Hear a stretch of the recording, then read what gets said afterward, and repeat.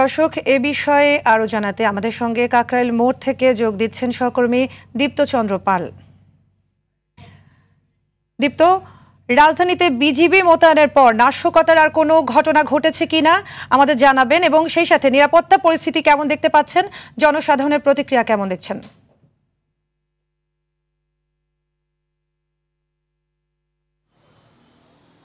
সাদি, আপনি যেমনটি বলছিলেন যে রাজধানীতে প্রায় ১২ প্লাটুন বিজিবি মোতায়েন করা হয়েছে। বিজিবি ছাড়াও যে আইনশৃঙ্খলা বাহিনী, র্যাব, পুলিশ সহ বিভিন্ন চেকপোস্ট বসেছে বিভিন্ন গুরুত্বপূর্ণ স্থানে। একটু যদি বলে রাখি, আগামী ১৩ই নভেম্বর মানবতা বিরোধী আইনে যে মামলা, সেই মামলায় কিন্তু আগামী ১৩ই নভেম্বর রায় হওয়ার কথা, যে পতিত সরকারের সাবেক প্রধানমন্ত্রী শেখ হাসিনা সহ ৩ জনের বিরুদ্ধে রায় দেওয়ার কথা রয়েছে, দিন ধার্য করা হয়েছে। এবং সেই দিন ধার্য করার পরেই কিন্তু এই পতিত সরকারের যে আওয়ামী লীগের সংগঠন, আওয়ামী লীগ নিষিদ্ধ সংগঠন, সেই সংগঠনের পক্ষ থেকে রাজধানী সহ সারা দেশে লকডাউনের একটি ঘোষণা দিয়েছিলেন। এবং সেই প্রেক্ষিতেই গত ৩ দিন ধরে বিভিন্ন ধরনের ছোট ছোট নাশকতার সৃষ্টি করার চেষ্টা করছিল তারা, এবং দেশের আইনশৃঙ্খলা বাহিনী যাতে নষ্ট হয়ে যায় সেই পরিকল্পনা করছিল। এবং সেই পরিকল্পনাকে ঠেকাতেই আইনশৃঙ্খলা বাহিনী তাদের সর্বোচ্চ নিরাপত্তার ব্যবস্থা গ্রহণ করেছে।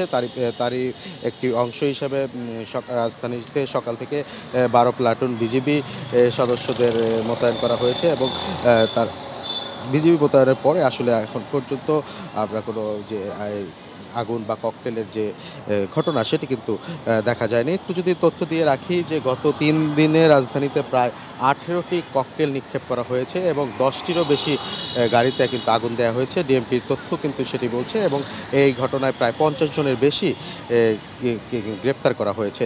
এবং তারা ডিএমপি থেকেও বলা হচ্ছে বারবার যে এই নাশকতাকে ঠেকাতে তাদের যথেষ্ট পরিকল্পনা রয়েছে। তারা বিভিন্ন মোড়ে মোড়ে চেকপোস্ট দিচ্ছে, যাদেরকে সন্দেহ হচ্ছে গাড়ি বা যাত্রী থামিয়ে তাদেরকে জিজ্ঞাসাবাদ করা হচ্ছে, এবং সন্দেহ কিছু না পাওয়া গেলে কিন্তু তাদেরকে ছেড়ে দেওয়া হচ্ছে। পাশাপাশি কিন্তু র্যাবও রয়েছে মাঠে, এবং বিজিবি সদস্যরাও রয়েছে। এবং ঢাকা ছাড়াও ঢাকার আশপাশ এলাকায়ও বিজিবির প্রায় ১৪ প্লাটুন সদস্যরা টহল দিচ্ছে। তো সাদিয়া, এই ছিল আমার কাছে কাকরাইল মোড় থেকে সবশেষ তথ্য। সাদিয়া, ধন্যবাদ দীপ্ত।